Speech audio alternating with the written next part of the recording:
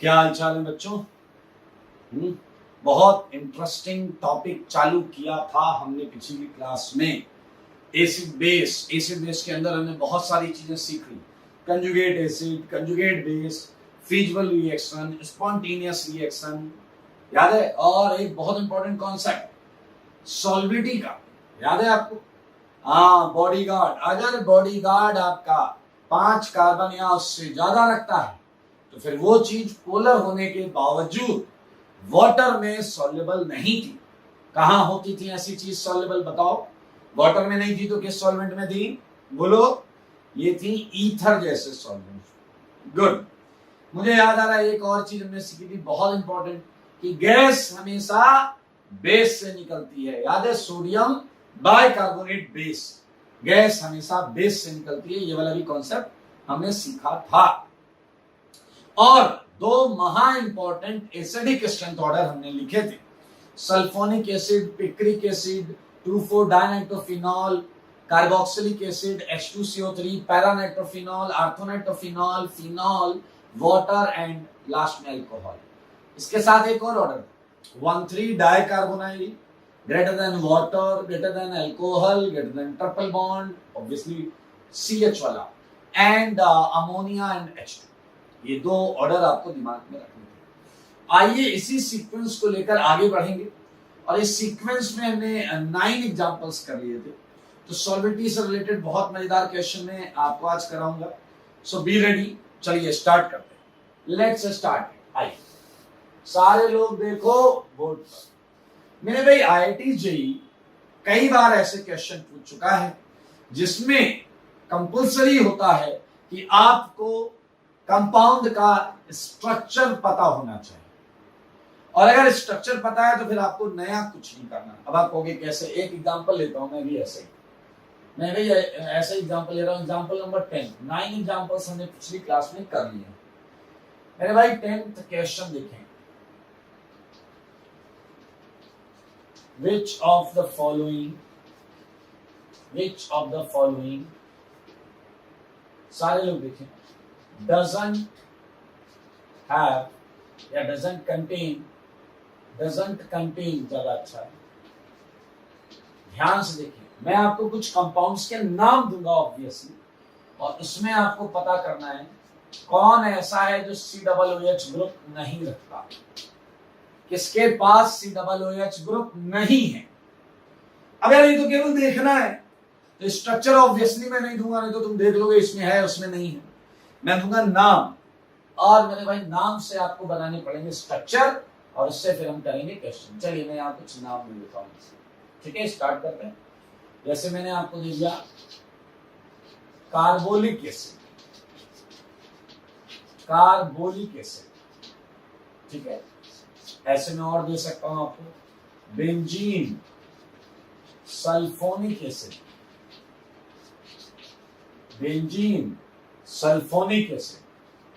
आगे चलते हैं।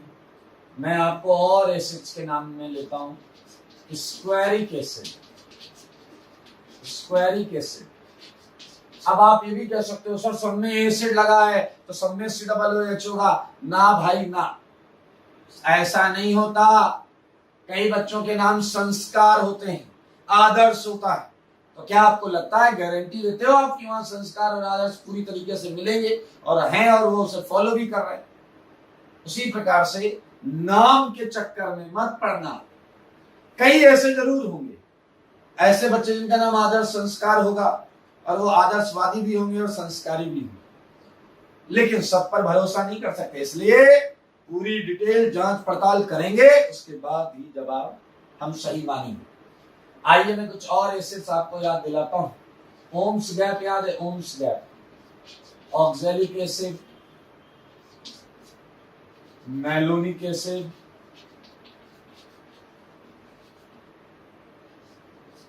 Oxalic malonic, succinic acid, glutaric acid, adipic acid,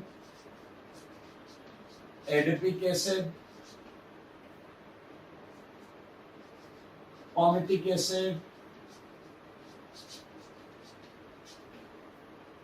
acids हैं, इनके नाम के साथ साथ आपको स्ट्रक्चर जरूर जानना होगा। आइए और देखते हैं। बहुत कॉमन है, बहुत पॉपुलर भी है। Lactic acid, pyruvic acid, pyruvic acid, pyruvic acid के बाद हम ये कर सकते हैं मैलिक एसिड, मैलिक एसिड। और देखिए आप टार्टरिक एसिड, टार्टरिक एसिड। एक और होता है मेरे भाई मैलेइक एसिड, एक होता है फ्यूमेरिक एसिड,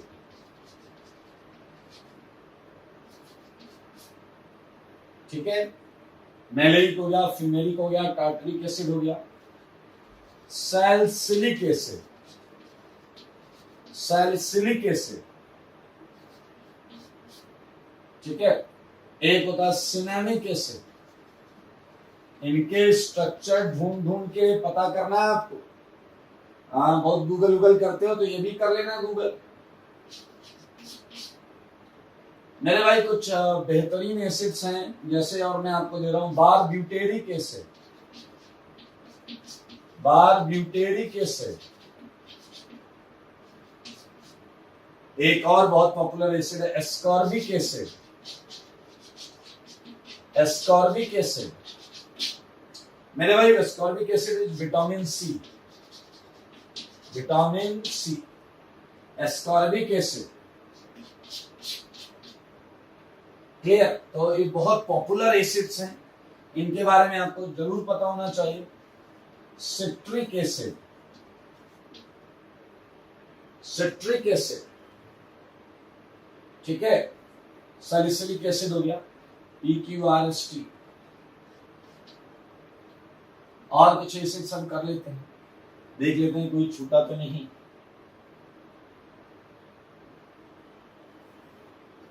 एक आपको पेन किलर देता हूं, पेन किलर। पीछे लगे यार सर बहुत धन्यवाद आपका, पेन किलर चाहिए भी था, बहुत दर्द है। मेरे भाई एस्प्रिन, डिस्प्रिन का बड़ा भाई, डिस्प्रिन फैमिली से एस्प्रिन पेन किलर होता है, एनाल्जेसिक, दर्द निवारक, ठीक है। लैक्टिक हो गया, पायरुविक हो गया, मैलिक हो गया, टार्टरिक, ओके। तो भाई बहुत है, बहुत है। बस इतने सारे एसिड्स में आपको ये देखना है इसमें COOH नहीं है, doesn't contain COOH। तो obviously you have to draw its structure, structure इसका ड्रॉ करना पड़ेगा, ठीक है। चलिए अब हम जो सेगमेंट लेने जा रहे हैं बहुत ही इंपॉर्टेंट सेगमेंट है। तो मैं इस सेगमेंट को पहले इस चीज को हटाता हूँ, ये क्वेश्चन में हटा रहा हूँ ताकि जगह हो और हम उसमें और आगे बढ़े। हटा दें, ठीक है। बहुत मजेदार है, ढूंढिएगा, फिर डिस्कस करेंगे अगली क्लास में।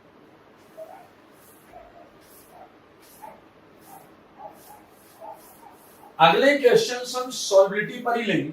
सॉल्बिलिटी हमने पिछली क्लास में लास्ट में पढ़ा था, तो हम अगला क्वेश्चन जो है सॉल्बिलिटी पर ही करें, ठीक है। आइए बहुत मजेदार क्वेश्चन आपसे ऐसा पूछा जा सकता है, क्वेश्चन नंबर 11, ठीक है। सारे लोग लिखिएगा,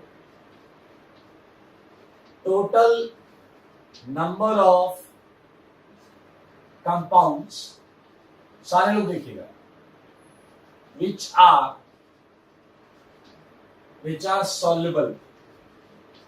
are soluble in aqueous NaOH, जो कि एक्वस NaOH में सॉल्युबल है। हम ऐसा भी कर सकते हैं कि हम इसे क्वेश्चन के दो पार्ट में कन्वर्ट कर देते हैं। ऐसा कर लो, एक्वस NaOH ए पार्ट है और बी पार्ट के लिए आपको क्या करना है, एक्वस NaHCO3, एक्वस NaHCO3। तो एक बार NaOH के लिए पूरा क्वेश्चन होगा, एक बार NaHCO3 के लिए।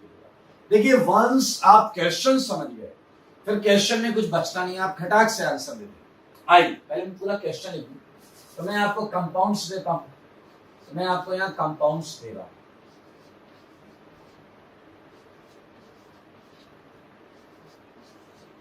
आइए ये फिनॉल है, दुनिया जानती है। अरे भाई ये आपका 2,4 डायनाइट्रोफिनॉल है, ठीक है। और यहां पर आप अगर देखें, इसे मैं साइक्लोहेक्सेनॉल बना देता हूं। साइक्लोहेक्सेनॉल ये बेंजीन नहीं है। और यहां पर आप देखें ये CH2OH है और इसके आर्थो पर भी NO2 और दोनों आर्थो पर NO2 और पैरा पर NO2। बहुत सारी चीजें यहां हम ले सकते हैं। ये COOH, ये आपका SO3H, देखिए जरा, बेंजीन सल्फोनिक एसिड, ये CH3, ठीक है। और एक और लेते हैं, आप बोलो तो एक और कर लेते हैं, ठीक है। That is OH and NO2। ये 8 कंपाउंड है। 8 में एक बार हमें क्वेश्चन इसके लिए सॉल्व करना है और एक बार हमें क्वेश्चन इसके लिए सॉल्व, ठीक है। तो पहले लॉजिक समझो। लॉजिक, आइए हम इसे सॉल्व करें। उससे पहले हम एक हेडिंग डाल लेते हैं और लॉजिक पर बात करते हैं। कह रहा है total number of compounds which are soluble in aqueous NaOH। मेरे भाई वाटर भी है और NaOH भी। पहले आप इनके बॉडीगार्ड का पता लगाओ। अरे भारी है भाई साहब, भारी है। अरे भारी है, भारी, सब में भारी है, दिख रहा है। क्या बनाने की बात कर रहे हो? 6 कार्बन है कम से कम। आपको पता है बॉडीगार्ड बड़ा वाला है और इतने बड़े वाले बॉडीगार्ड के साथ वो वाटर में सॉल्युबल नहीं हो सकता। यहां भी नहीं होगा, यहां भी। पहले मैं एक ही क्वेश्चन कर, तो अब सॉल्विटी के लिए क्या करना है? ये कुछ कर पाएगा तो सॉल्विटी आएगी। NaOH, ये सारे एसिडिक हैं, ये बेस है, ये सारे एसिडिक नेचर रखते हैं। जो एसिडिक नेचर सफिशिएंट रखेगा, सफिशिएंट एक्सटेंट तक रखेगा, सो दैट ये उसका सॉल्ट बना दे, क्योंकि हमने पढ़ा है सॉल्ट वाटर में सॉल्युबल होता है, ठीक है। तो इसमें एसिडिक नेचर होना चाहिए और सफिशिएंट एसिडिक नेचर होना चाहिए, सो दैट ये इससे रिएक्शन करके सॉल्ट बना दे, यानी कि रिएक्शन आगे जाए। क्या तुम्हें याद है रिएक्शन आगे कैसे जाती थी? जब आगे की तरफ वीक एसिड बने। मेरे भाई शुरुआती एसिड ये है और उधर कौन सा एसिड बनना हो तो फिक्स है, OH माइनस H प्लस लेकर वाटर बनाएगा। OH minus H plus water water water water water, वो तो वाटर ही बनाएगा। वाटर कैसा होना चाहिए? वीक, तभी रिएक्शन उधर भागी, तभी रिएक्शन उधर भागी। सो द फंडा इज क्वेश्चन सुने, दिए हुए बेस का कंजुगेट एसिड ऑब्जर्व करो। ध्यान से देखें, मैं बहुत आराम से लिख रहा हूं। Observe conjugate acid of given base, दिए हुए बेस का कंजुगेट एसिड ऑब्जर्व करो, ठीक है। ऑल दोज एसिड्स, ध्यान से सुनो, ऑल दोज एसिड्स, अब इनकी बात हो रही है। All those acids which are stronger acid than this conjugate acid, than stronger acid than this conjugate acid would able to form salt, वो सॉल्ट बना लेंगे, सही है। And would be soluble, and would be soluble। सारे देखो ध्यान से। तो मेरे भाई ये क्वेश्चन इतना छोटा है, NaOH H लेगा और बनाएगा जल, तो जितने भी वाटर से स्ट्रॉन्ग है वो हमारे A का आंसर आ जाएगा। और जितने भी इस केस में, इसका कंजुगेट एसिड क्या है बताना जरा, इसका कंजुगेट एसिड क्या है? H2CO3। इसका कंजुगेट एसिड क्या है? H2O।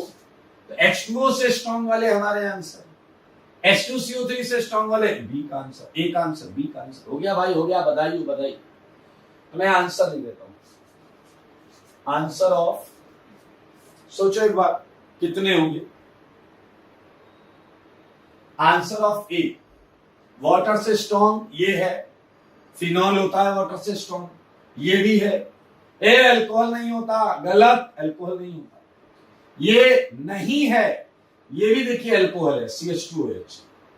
मेरे भाई कई लोग इसे पिक्रिक एसिड मान के आंसर लगा देते हैं। OH डायरेक्ट लगा होता तो ये पिक्रिक एसिड होता, OH कार्बन पर लगाया तो दोनों अल्कोहल है, तो ये वाटर से ज्यादा एसिडिक नहीं है। 1 2 3 4, अरे क्या मजाक चीज रखी है। कार्बन का H तो वैसे भी एसिडिक नहीं होता। 1 2 3 4, और ये फिनोलिक है तो 5। मेरे भाई आंसर A का है 5। और वो 5 भी आप देखें कौन कौन से, फर्स्ट, सेकेंड और फिफ्थ, सही है, और सिक्स्थ और एट्थ, ये देखिए। और बी का आंसर आप बता दो, बी का आंसर आप बता दो। बी में H2CO3 से स्ट्रॉन्ग या फिर जिससे रिएक्शन हो जाए, नहीं नहीं नहीं, फिनॉल नहीं चलेगा, H2CO3 स्ट्रॉन्ग है, ये वीक है, इससे स्ट्रॉन्ग चाहिए, या बॉर्डर लाइन केस में इसके बराबर है, ठीक है। तो ये आंसर है हमारा, ये हो ही नहीं सकते मेरे भाई। अगर जो यहां छूट गया, दरअसल ये घटिया बेस है, ये इससे खराब बेस है, ठीक है ना, इसलिए ये जो यहां छूटा वो आ ही नहीं सकता। H2CO3 से अच्छा ये है, ये है, ये है, और ये वाला याद आया, महा इंपॉर्टेंट लगाया था मैंने, महा इंपॉर्टेंट लगाया था, याद आया, वो रिवर्सिबिलिटी आ जाती है एंड ऑल। मेरा इसका आंसर है 4। आंसर जो बी का है वो है 4। और इसमें कौन कौन है इन्वॉल्व, पहला नहीं है, पहला नहीं है, कौन कौन है, सेकंड, और कौन है, फिफ्थ, सिक्स्थ और एट्थ किसी और के चक्कर में आया, याद है आपको, कंपेरेबल होता है, रिवर्सिबिलिटी है। तो ये बेटा आईटी बहुत पूछता है ऐसे क्वेश्चन, बहुत ज्यादा पूछता है ऐसे क्वेश्चन, लेकिन शायद आपने क्वेश्चन के करने के सीक्वेंस पर ध्यान नहीं दिया। मैंने सबसे पहले देखा था बॉडीगार्ड चक्कर, बॉडीगार्ड, ठीक है, उसके बाद मैंने कहा जो वाटर से ज्यादा एसिडिक है वो आंसर उठा लो। यहां मैंने कहा था बॉडीगार्ड तो चेक हो ही गया, जो H2CO3 से ज्यादा या कंपेरेबल है उसे उठा लो आंसर में। सोचो सारे, अगर मैं इसी में एक इथेनॉल डालूं, ध्यान से सुनो, या मैं एक अलग क्वेश्चन देता हूं, that was 11th question, 12th question देता हूं, सारे देखना मजेदार है। इफ इथेनॉल एंड, ठीक है, ये कंपाउंड देखना O- Na+, ठीक है, ये दो चीजें मैं ला रहा हूं, this and this is added in question 11। अगर क्वेश्चन 11 में मैं ये दो कंपाउंड ऐड करूं, ठीक है, देन सॉल्व क्वेश्चन 11। क्वेश्चन 11 को वापस सॉल्व करो। अगर इस 8 कंपाउंड में ये 2 और आ जाए, इस 8 में ये 2 और आ जाए, कोई आंसर बताएगा? बोलो आंसर, बोलो, चुप क्यों हो? Answer A and answer B, चुप क्यों हो? जवाब दो मेरे भाई। इसका तो आंसर पता है अपने को, 5 और 4, इसका तो आंसर पता है, बस उन्हीं दोनों को देखना। शुरुआत कहां से कर रहे? बॉडीगार्ड। अबे इसका बॉडीगार्ड तो जरा सा इथाइल, ये तो वाटर में सॉल्युबल होता है। चला कह रहा कैसे? अरे इसका ये हाइड्रोफोबिक पार्ट छोटा है, चला कह रहा नहीं होगा सॉल्व। अरे सैटरडे संडे पार्टी में सब मिक्स करते हैं, होता है ना मिक्स यार, वाटर के अंदर इथेनॉल है, आपकी फेवरेट चीज। अच्छा, इसका बॉडीगार्ड तो बड़ा है, लेकिन ये सॉल्ट है, तो मेरे भाई ये तो वैसे ही सॉल्युबल, इन्हें कोई रिएक्शन नहीं करना, ये रिएक्शन के मोहताज नहीं है। तो मेरे भाई आप NaOH की बात करें या NaCO3 की बात करें, ये दोनों केस में ऐड हो जाएंगे। क्योंकि ये रिएक्शन की रिक्वायरमेंट नहीं रख रहे हैं, ये ऑलरेडी सॉल्युबल है। इथेनॉल एंड सोडियम जो एल्कोक्साइड है यहाँ पर, एल्कोहल का conjugate base. So what would be the answer for a? It's a 5 and 2. It would be 7 and 5 plus 2. 5 कौन सा? 5 वही वाला है, इसमें ऐड हुए हैं तो 5 इससे निकले, 2 इससे निकले, 7। और बी का आंसर क्या हो जाएगा? 4 plus 2 6। याद रखें, इसलिए तरीका और क्वेश्चन की समझ, क्वेश्चन को सॉल्व करने का तरीका और उसकी समझ बहुत इंपॉर्टेंट है, वो आप देखें। ये क्वेश्चन है सॉलिडिटी का, इस तरीके के बहुत क्वेश्चन पहले पूछे, ठीक है। अगला क्वेश्चन बहुत मजेदार है, वो हम करेंगे, लेकिन उसके पहले आप इसे ध्यान से देखें। हटा रहा हूं फिलहाल, इसे हटा दूं भाई, हाँ हटा देता हूं। और एक बेहतरीन क्वेश्चन ताकि आपका दिल खुश हो, ठीक है, वो वाला क्वेश्चन नंबर 13, बहुत ज्यादा मजेदार। सॉल्बिलिटी के इसी कॉन्सेप्ट को यूज करते हुए, सॉल्बिलिटी के इसी कॉन्सेप्ट को यूज करते हुए हम एक और मकसद में कामयाब होने वाले हैं। देखिए कौन सा मकसद है वो, सारे लोग देखिए, सारे लोग देखिए। क्वेश्चन नंबर 13, मजा आने वाला है। मैं आपसे एक क्वेश्चन पूछ रहा हूं, आपको सेपरेट करना है, पीछे वाले अलग अलग करना है, पीछे वगैरह अलग अलग तो कब का हो चुका है मामला। आइए क्वेश्चन की बात करें। सेपरेट following compounds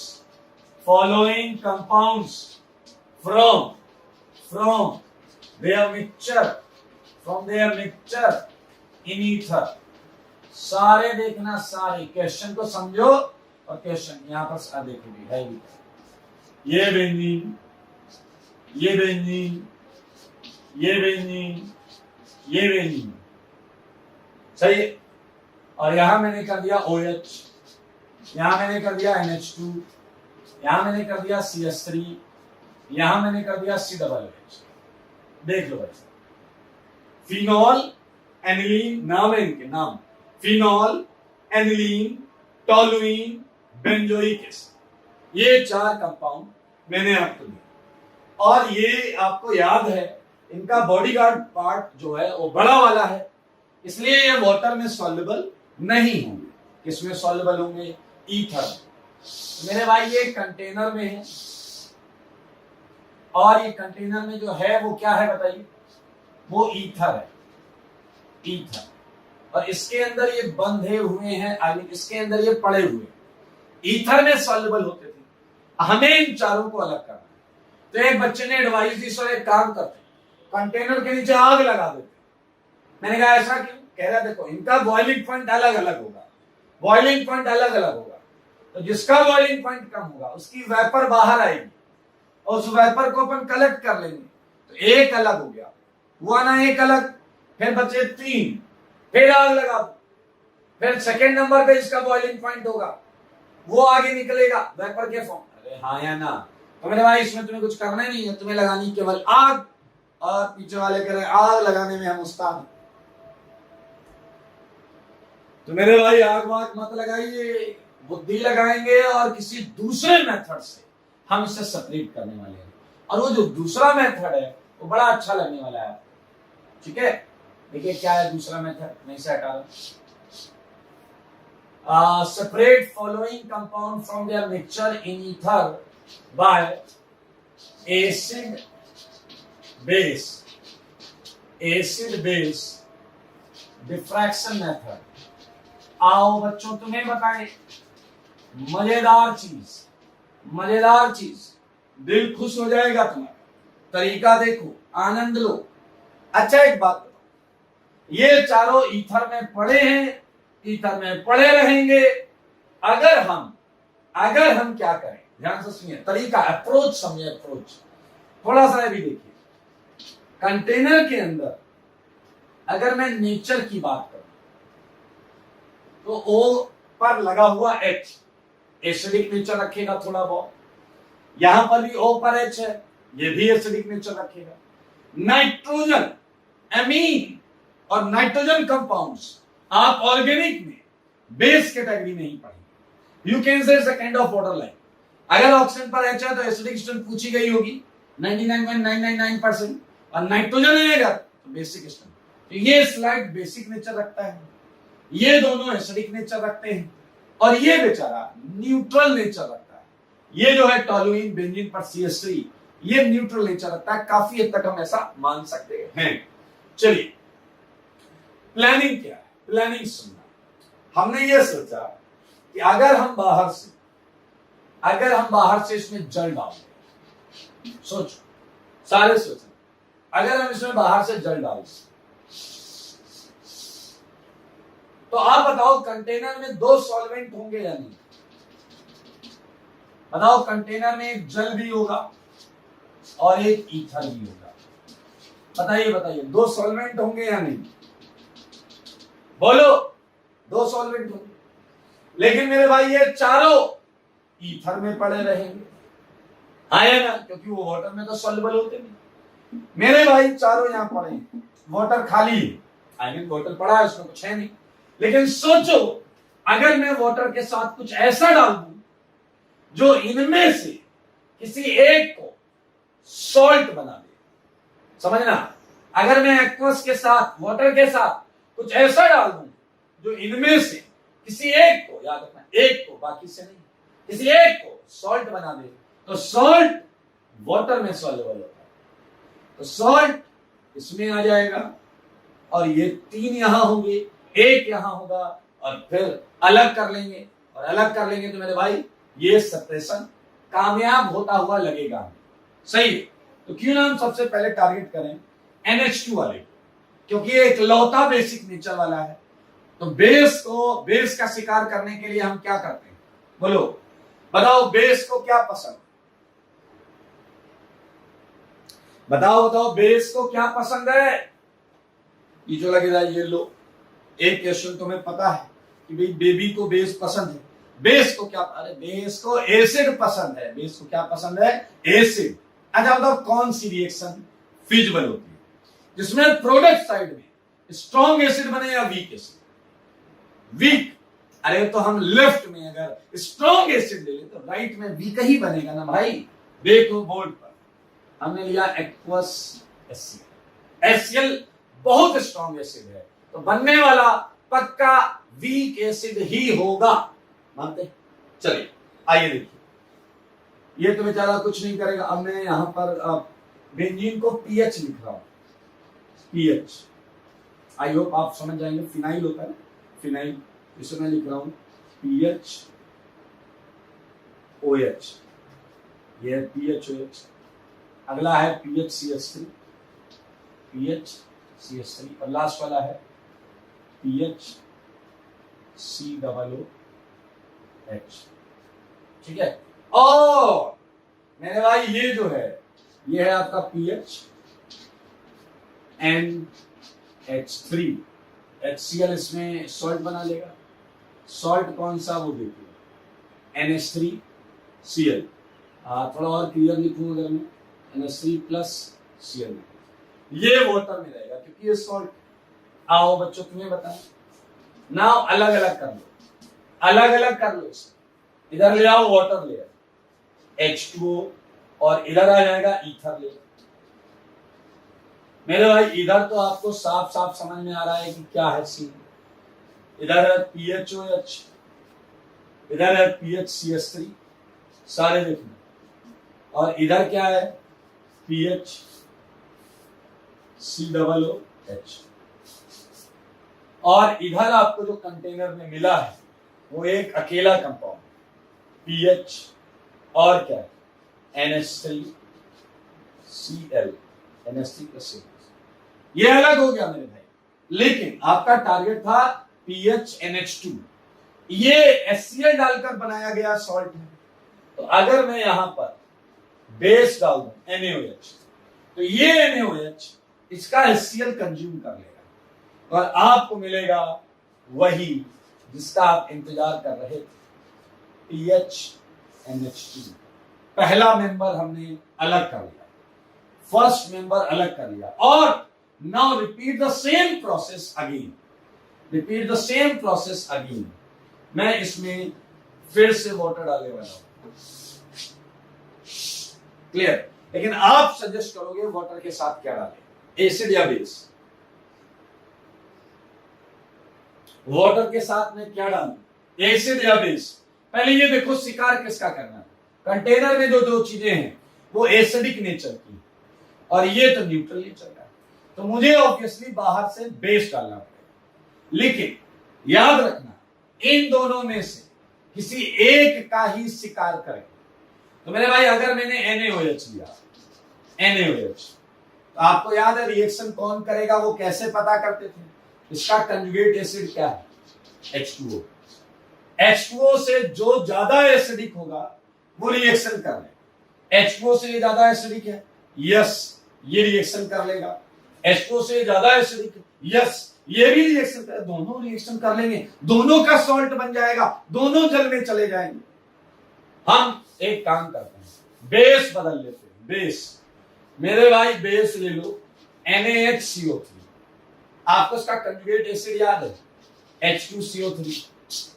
इससे जो स्ट्रॉन्ग होगा केवल वही रिएक्शन करेगा। क्या ये फिनॉल इससे स्ट्रॉन्ग है? ना, फिनॉल वीक है, नहीं करेगा रिएक्शन। ये स्ट्रॉन्ग है, यस। तो मेरे भाई ये बेस इसका सॉल्ट बनाने में कामयाब हो जाएगा। आइए हम इस चीज को समझ आए अपने को बेस कैसे लेना है। तो किसी एक से रिएक्शन, ये क्वेश्चन भी पीछे वाले क्वेश्चन में करके आए, ये रिएक्शन हमने लिया मेरे भाई एक्वस बाइकार्बोनेट। और जब आप एक्वस बाइकार्बोनेट लेंगे तो आप देखें एक बार फिर से वाटर लेयर बनेगा और ईथर, सही है या नहीं? तो आप जरा ध्यान से देखिए नीचे वाले लेयर में कौन कौन रहेगा, PHOH और PHCS3। ऊपर वाले लेयर में कौन आ जाएगा, PHCOO माइनस Na+। देख लो ये सॉल्ट है। और मेरे भाई अब मैं यहां कंटिन्यू कर रहा हूं, इसके आगे यहां कंटिन्यू कर रहा हूं। अलग कर, वाटर लेयर अलग कर लो, ये लेयर अलग कर लो। तो ये है वाटर लेयर और ये है आपका ईथर लेयर। तो वाटर लेयर में क्या आ गया, PHCOO माइनस Na+। ये बेस डाल के बना था, बाहर मैंने डाल दिया इस पे एसिड H2SO4। बहुत स्ट्रॉन्ग एसिड डालो ताकि बनने वाला वीक हो। लो भाई बधाई हो, एक और अलग कर लिया, एक और अलग कर लिया PHCOOH। और अब आपका जो क्वेश्चन बचा है वो क्वेश्चन मेरे ख्याल से इजी है। PHCS3 है या नहीं, बताओ है या नहीं? और अब आपको पता है PHOH के लिए NaOH मार दो मुंह पर, जल के साथ फंडा सेम है, फिर से एक्वस NaOH। और फिर आपको पता है दो लेयर बनेगी, एक किसकी बनेगी, जल की, और एक किसकी बनेगी, ईथर की। तो बताओ बताओ ऊपर वाले में कौन आएगा, ये इसका सॉल्ट बना देगा PHO माइनस Na+। और नीचे वाले में कौन होगा, PHCS3 होगा। अलग अलग कर दो अलग अलग। मेरे भाई ये जल लेयर H2O लेयर, ये क्या है ईथर लेयर।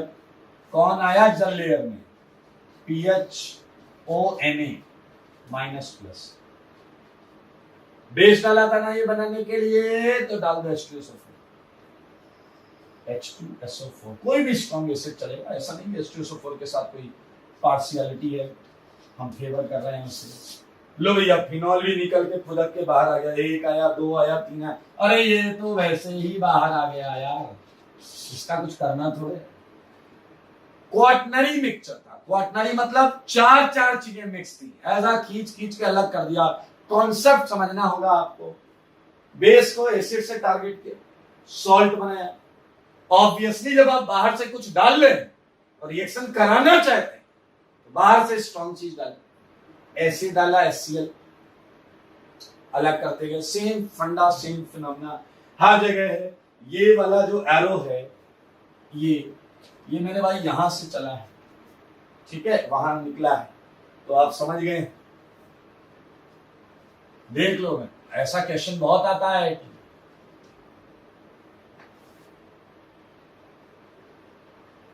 ठीक है, ध्यान से देखो एक बार, मन की आंखों से देखो।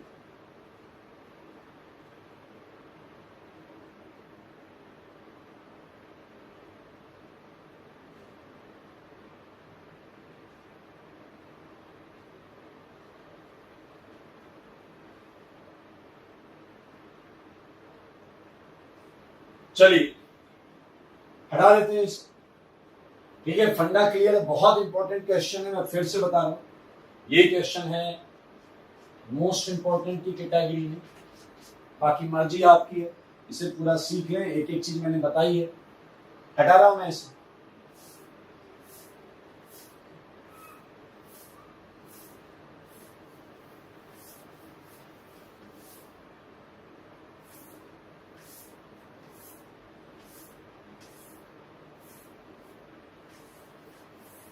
क्वेश्चन नंबर 13 है। क्वेश्चन नंबर क्या है? 13। आगे बढ़ेंगे। Question number 14। अब इसी तरीके से ये होमवर्क है आपका। Separate following binary mixtures. क्या आप लोग को बाइनरी का मतलब पता है? बाइनरी का मतलब पता है? बोलते नहीं हो यार। बाइनरी का मतलब होता है दो, ये है फिनॉल, ये है CH3 15। पूरा प्रोसेस करना है वैसे ही। ये है COOH, ये है OH। ईथर में पड़े हुए, सारे ईथर में पड़े हुए। 16, ये है OH, ये है NH2। ठीक है, 17, ये है NH2 और ये है CH3। ठीक है, बाइनरी मिक्सचर खटाखट अलग कर लेंगे, कोई दिक्कत नहीं है इसमें। NaOH डाल देना, यहाँ बाइकार्बोनेट डाल देना, यहाँ HCl डाल सकते हैं, एक्वस HCl या फिर एक्वस NaOH। यहाँ एक्वस HCl, बहुत इजी। अब मजेदार बात ऐसी बताऊंगा, दिल खुश हो जाएगा, नाचने मत लगना। बस वो ये है कि IIT के सिलेबस में बाइनरी मिक्सचर का ही सेपरेशन है। IIT के सिलेबस में बाइनरी मिक्सचर का ही सेपरेशन है, मतलब दो चीजों का ही मिक्सचर मिलेगा। अब टीचर अगर 4 वाले क्यों करा? कॉन्सेप्ट सेम है, 2 हो या 200 मिक्स हो, कॉन्सेप्ट तो सेम है। याद रखो आपका सिलेबस में 2 ही है, लेकिन अगर आपसे 3 का क्वेश्चन भी पूछ लिया जाए तो आप आराम से कर सकते हो। हमने तो 4 का किया हुआ है, तो मजे से हो जाएंगे। तो कोई खटाखट हो गया, कोई दिक्कत थोड़ी।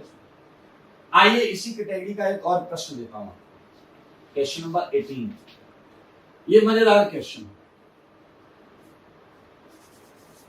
Find possible X and Y।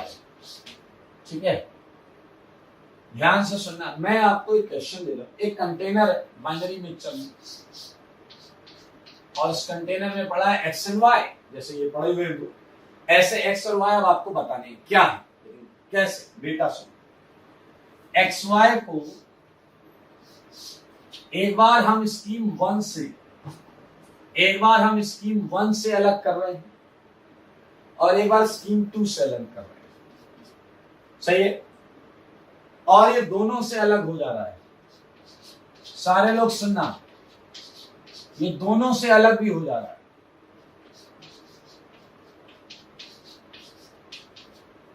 दोनों स्कीम से अलग हो रहा है, ये सुनना खास बात। पहली स्कीम में हमने लिया है एक्वस NaOH, और दूसरे केस में हमने लिया है एक्वस NaCO3। कैसे समझ में आया?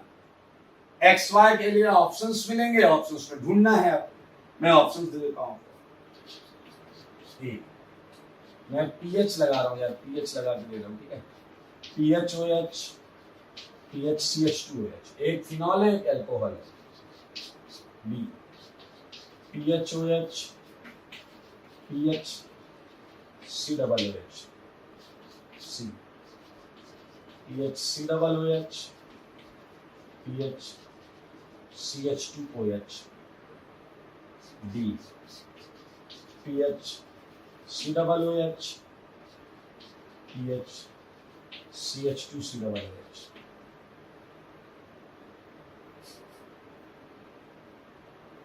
I think we have done all the cases. एक और ले लो, PHOH, ठीक है, एंड PHCH2COOH, ठीक है। सो बहुत इजी है, आपको ये देखना है ये इससे कैसे अलग हुआ होगा। कोई एक वाटर से अच्छा होगा, कोई एक वाटर से खराब होगा। इससे कैसे अलग हुआ होगा, कोई एक H2CO3 से अच्छा होगा, कोई एक H2CO3 से खराब होगा। मेरे भाई आपको ए मिलाकर देखना है, एक वाटर से अच्छा एक वाटर से खराब, साथ में एक H2CO3 से अच्छा और एक H2CO3 से खराब, क्योंकि ये दोनों स्कीम से अलग हो रहा है। इससे भी हो रहा है, इससे भी हो रहा है, यानी कि इनमें से कोई एक वाटर से ज्यादा एसिडिक है, कोई एक कम एसिडिक है, और इससे भी अलग हो रहा है। इसका क्या मतलब है, कोई एक H2CO3 से ज्यादा एसिडिक है, कोई एक H2CO3 से कम एसिडिक है। दिस इज द कॉन्सेप्ट, ये मैं पहले भी बता चुका हूं। तो एग्जांपल नंबर 18 आपके सामने महा इंपॉर्टेंट एग्जांपल है, सारे लोग देख लें। और अब हम आपको देंगे बहुत सारे क्वेश्चंस जिसमें आप लगाकर आएंगे एसिडिक स्ट्रेंथ का डिक्रीजिंग ऑर्डर, ठीक है। तो लुक एट केयरफुली, ध्यान से इसका आंसर निकाल के लाइएगा घर से। ओके, सो फॉर 19th के लिए हम हटा देते हैं, हटा के करें, हटा दूंगे, देख लें आप। बड़ा सिंपल है यार, इससे अलग क्या हो सकता है जब एक वाटर से अच्छा हो एक वाटर से खराब हो। क्योंकि अगर दोनों रिएक्शन करेंगे तो दोनों सॉल्ट बनाएंगे, दोनों वाटर में जाएंगे तो अलग थोड़े नहीं, एक से रिएक्शन हो एक से नहीं, तभी होगा जब एक वाटर से अच्छा हो एक वाटर से खराब।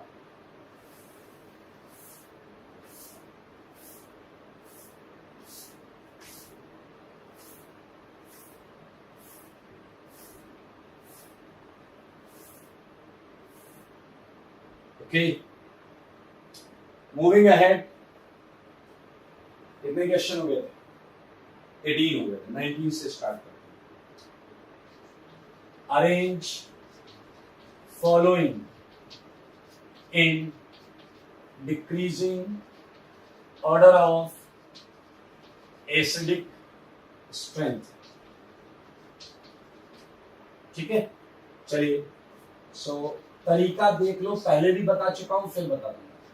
HF, HCl, HBr, HI, ये एसिड है। अभी मैं क्वेश्चंस लिख देता हूं खूब सारे जो आपको अपने घर से करके लाएंगे।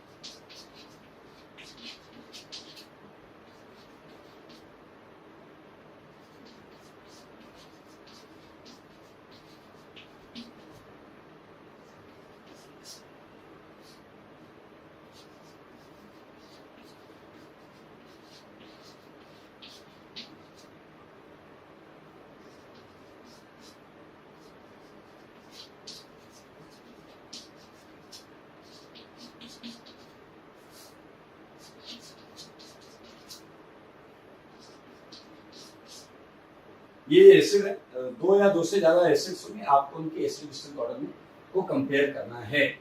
निहायत ही आसान सेगमेंट है, लाइक H2O, H2S, ये तो खैर दिया ही हुआ है, एक सबसे इजी वाला दे देता हूँ मैं आपको। HC triple bond CH and CH2 double bond CH2 and CH3 CH3 24। देखिए, मैंने आपको बोला था अगर आपके पास दो या तीन एसिड हो, HA1, HA2, HA3 या कोई भी, आपका फंडा क्या था, उसका H+ निकालो, कंजुगेट बेस बना, और कंजुगेट बेस बनाकर कंजुगेट बेस की स्टडी। सिंपल सा इतना काम था। कुछ क्वेश्चंस आपको ऐसे भी मिलेंगे, इसमें मेरे भाई ऐसा नंबर लिखा होगा 1 2 3, इसका मतलब है इस कार्बन पे लगे हुए H की एसिडिक स्ट्रेंथ हमें चेक करनी है, ठीक है। तो मैं तरीका आपको बिल्कुल बताऊंगा कि कैसे करना है। इसलिए एकदम निराश ना हो। 1 2 3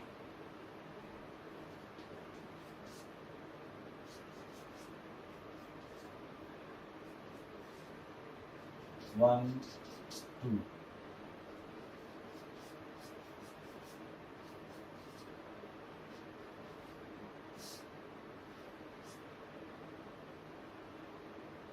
1 2 3। मेरे भाई अगर आपको इंटरमीडिएट स्टेबिलिटी आती है, जैसा हमने पढ़ा था केटायन एनायन की स्टेबिलिटी, यहाँ आप एनायन बना रहे हैं, बस एनायन की स्टेबिलिटी चेक करनी है, सारा क्वेश्चन खटाखट हो जाएगा, सारा क्वेश्चन खटाखट हो जाएगा। 1 2 3 जहां नंबर लिखे हैं उस कार्बन के H को चेक करना है आपको, उस कार्बन के H को चेक करना है आपको।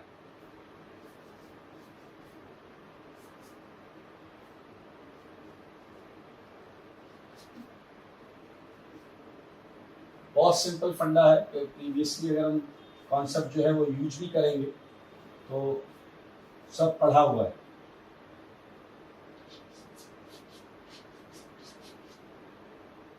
थर्टी 1 एक कॉलम और लिख देते हैं, फिर मैं आपको समझा देता हूं। 32 ये वाला ले लो, ऑक्सीजन सल्फर, ठीक है, ये हो गया आपका 1, ये हो गया 2, ये हो गया 3। 33 पर चलते हैं।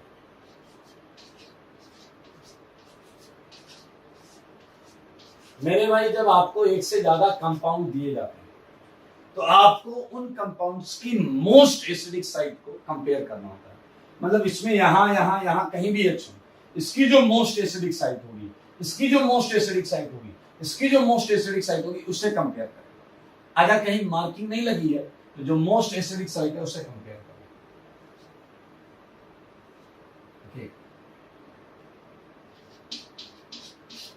Look at this, ठीक है, and look at this।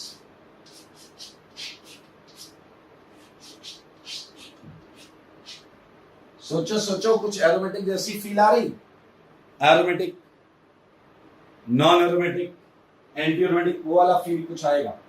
थोड़ा थोड़ा आएगा, थोड़ा थोड़ा आएगा, आने दो भाई, क्या दिक्कत, ठीक है।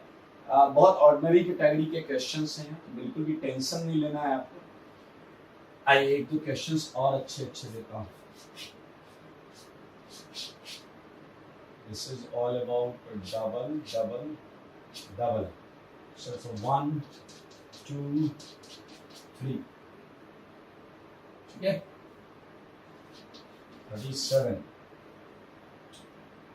37 में आप मुझे ये बताइएगा, आपके पास है अल्फा नेप्थॉल और आपके पास है बीटा नेप्थॉल। जगह नहीं थी इसलिए इस वाले बीटा को लिया, सेम बीटा होते हैं तो बहुत आसान रहेगा ये। मेरे भाई इन क्वेश्चंस को करने का तरीका वही है जो मैंने पहले बताया था। चलिए मैं तरीका बता देता हूँ।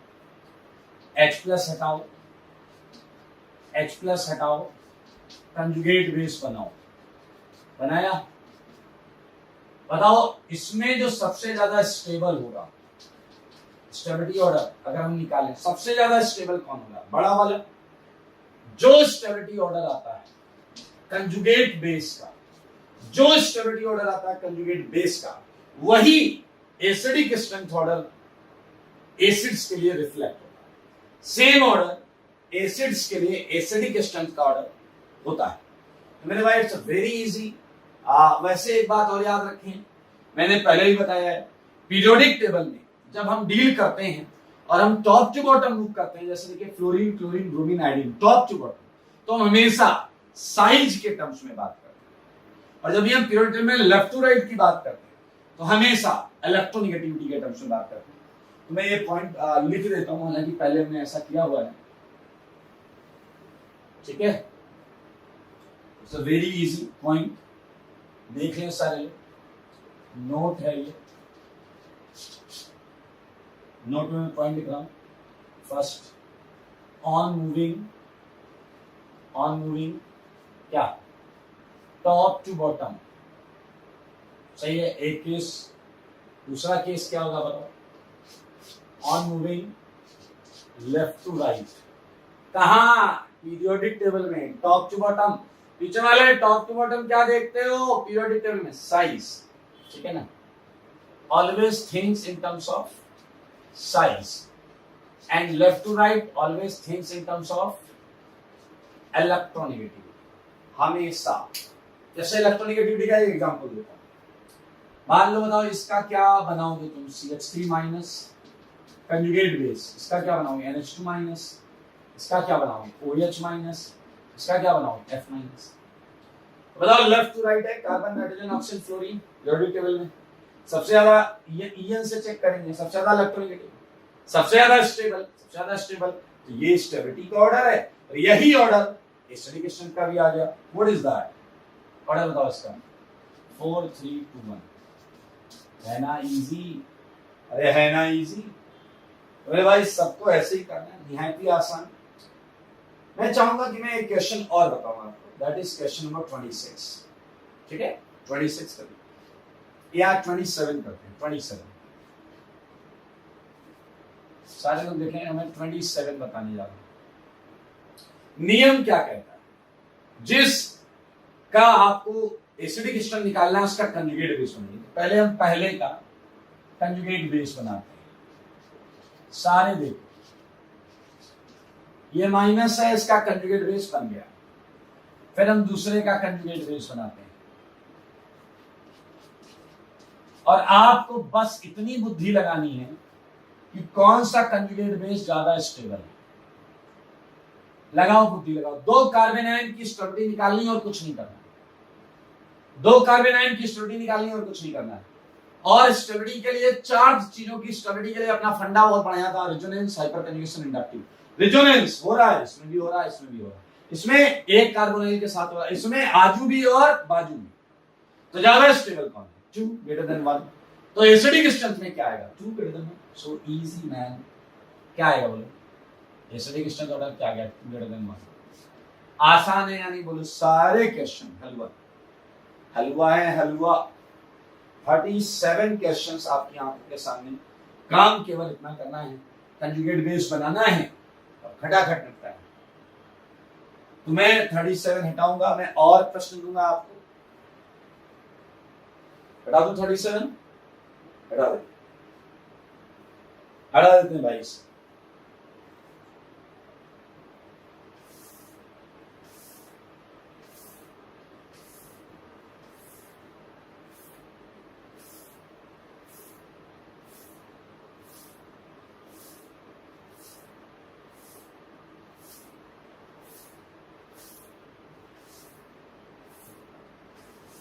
चलिए 37 के आगे हम क्वेश्चन लिखेंगे, आप क्वेश्चन लिख लीजिए। 38 काम वही है, काम पुराना है, अपने को नया कुछ नहीं करना है।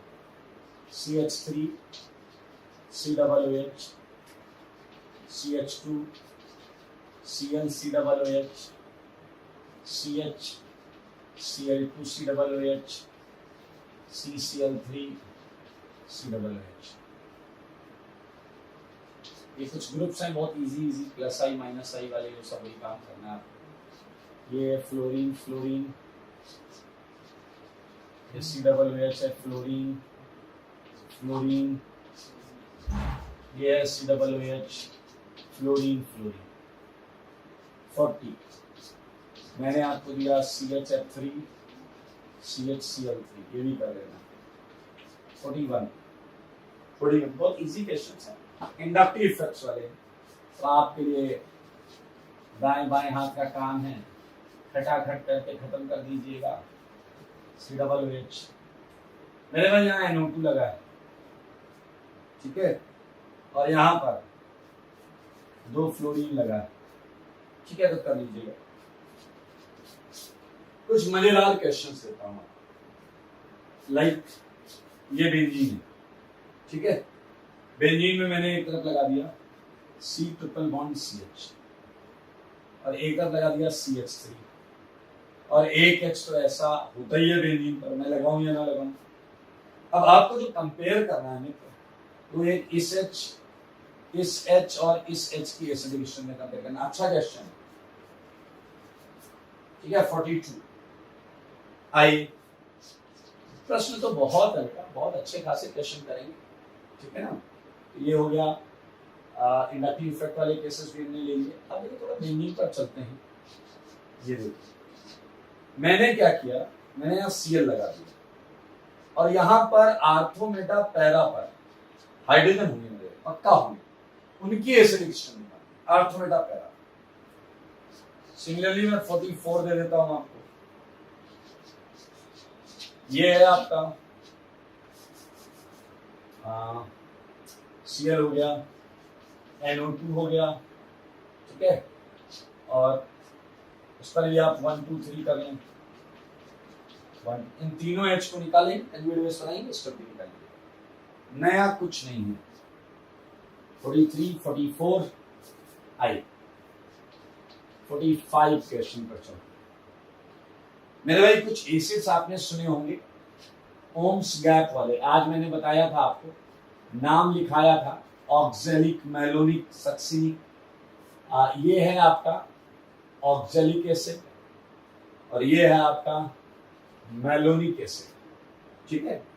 और एक और करेंगे सक्सिनिक एसिड। 46 देखो इसमें दो एसिड ग्रुप, तो दो बार एसिडिक स्ट्रेंथ चेक की जा सकती है, लेकिन आप एक H निकाल कर ही चेक करेंगे एसिडिक स्ट्रेंथ। मैंने एक और दिया आपको, इसका कंजुगेट बेस जो है उसकी भी एसिडिक स्ट्रेंथ आपको चेक करनी होगी। यहाँ CH2 है मेरे भाई, मेरे ख्याल से आप समझ रहे हैं। अच्छा क्वेश्चन करिएगा, अच्छा लगेगा। मैलेइक एसिड, फ्यूमेरिक एसिड, कुछ तो यहां मिल जाएंगे।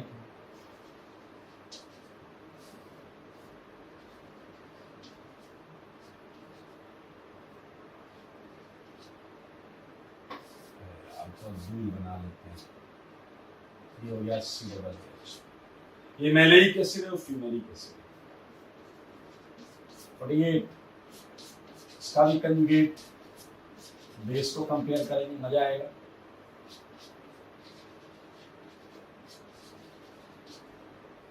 हाफ सेंचुरी के बेहद करीब, ठीक है। हमने ये केसेस कर लिए। अब हम लेंगे सिंपल चुनने मुन्ने क्वेश्चंस। OH नीचे लगा है NO2 और एक में लगा है CN और या 49 और एक और ले लीजिए यहीं पर 50th अलग कर लेंगे। काम भीड़ भाड़ में घुसे मेरे भाई, खटाखट बनेंगे, लगातार बनेंगे, कहीं गड़बड़ नहीं होगी।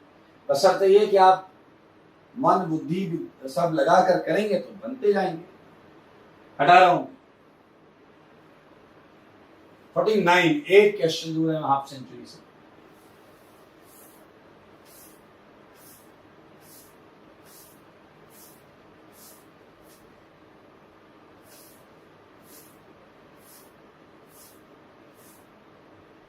आई 49 के बाद 50।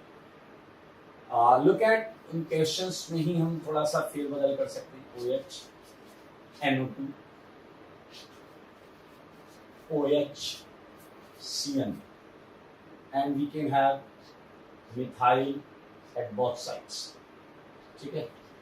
51 तो बहुत इजी सेगमेंट है, यहाँ पर कुछ भी ऐसा नहीं है कि आप परेशान हो। OH OH OH OH, like one group is NO2, another is CH3 and one of them is Cl and this is, you can compare। आप बहुत आराम से इसका O- बना के करना है। ओके, वेरी पॉपुलर क्वेश्चन, वही NO2 वाले जो हमारे एसिडिक स्ट्रेंथ ऑर्डर में है ना, एसिडिक स्ट्रेंथ ऑर्डर में वो भी कर सकते हैं। मैंने बोला था उस समय कि अभी लिख लो, बाद में एक्सप्लेन भी करेंगे। वो घड़ी आ चुकी है। OH NO2 OH NO2 and OH 52 53। बहुत इंपॉर्टेंट क्वेश्चन है। इसी क्वेश्चन कैटेगरी में ये सारे इंपॉर्टेंट क्वेश्चंस हैं मेरे। थोड़ा सा ध्यान देंगे, मजा आ जाएगा, क्वेश्चन करने का आनंद प्राप्त होगा। शांत देखिए, COOH OH and OH, आजू बाजू OH है। 53, ठीक है। और क्वेश्चन भी होंगे, ये OH, ये OH, ये COOH, और ये है आपका COOH CH3, ये Cl। Cl ओवरऑल खींचता है, पता है आपको? Do you know that? अगर मैं यहाँ Cl दे दूं, यहाँ फ्लोरीन दे दूं, OH और नीचे फ्लोरीन दे दूं, तो हैलोजेंस ओवरऑल खींचते हैं। ये अच्छा क्वेश्चन यहाँ पर बन जाएगा। Okay, can have questions like 55 questions तक हो गए। एक क्वेश्चन है मेरे भाई, इकलौता अल्कोहल जो वाटर से ज्यादा एसिडिक होता है, दैट इज मीथेनॉल, और दुनिया के बाकी अल्कोहल वाटर से कम एसिडिक होते हैं। तो ये इंपॉर्टेंट केवल इसलिए है क्योंकि ये थोड़ा सा लाइन से अलग हटकर है, तो ये आप दिमाग में रख सकते हैं। सबसे छोटा अल्कोहल मीथेनॉल वाटर से ज्यादा एसिडिक होता है, बाकी सारे अल्कोहल खराब होते हैं। इसी सेंस में एक और क्वेश्चन है जो मैं आपको दूंगा। इकलौता एसिड, इकलौता एलिफेटिक कार्बोक्सिलिक एसिड ज्यादा एसिडिक होता है जो एरोमेटिक एसिड से, वो होता है आपका फॉर्मिक एसिड। फॉर्मिक एसिड, और मेरे भाई सारे एलिफेटिक एसिड एरोमेटिक एसिड से खराब है। 57 तो महा इंपॉर्टेंट है, ठीक है। तो वो डिस्कस 57 डेफिनेटली नेक्स्ट क्लास, और along with all these questions हम अभी ये मान लीजिए कि इसमें कम से कम 10 क्वेश्चंस और करेंगे, 10 से 12 क्वेश्चंस और करेंगे, तो टोटल क्वेश्चंस होंगे 70। ये आप करके आइए, सारे करके लाएंगे, तो हम अगली क्लास में 12-13 क्वेश्चन और करके बेसिक स्टैंड के क्वेश्चन कर लेंगे। तो हार्डली यू वुड फाइंड कि 1 या 2 क्लास के अंदर आपका GOC खत्म हो जाएगा, आइसोमेरिज्म स्टार्ट हो जाएगा। सो ये बहुत अच्छा चैप्टर है, इसलिए थोड़ा सा मैंने और आराम से कराया है, क्योंकि GOC आपको पता होगा। अगर आप में से कुछ लोगों ने पहले GOC कभी पढ़ा है, देन यू वुड नो कि GOC अगर ध्यान से ना किया जाए थोड़ा पेन देता है, इसीलिए हमने आपके पेन का रखा ख्याल, थोड़ा तसल्ली से कर रहे हैं। लेकिन ये है कि 1-2 लेक्चर में, हार्डली 2 लेक्चर लगेंगे, खत्म हो जाएगा, आइसोमेरिज्म स्टार्ट हो जाएगा, और वहां से हम अच्छा खासा पेस पकड़ देंगे। लेकिन ये चीज हमें समझनी होगी, ठीक है। तो ये आप करके लाएं कॉपी, और जैसा मैंने बोला है आपको, इलेक्ट्रॉनिक डिस्प्लेसमेंट इफेक्ट का एक्सरसाइज 1 पूरी तरीके से खत्म कर दो, ठीक है। और अगर आपने वो पहले कर लिया तो एक्सरसाइज 2 पर जाएं, मैं इसके सॉल्यूशंस अपलोड करवा दूंगा, तो आपके लिए वो हो जाएगा, ठीक है। आज के लिए इतना ही, तब तक के लिए स्वस्थ रहें, मस्त रहें और पढ़ाई में व्यस्त रहें।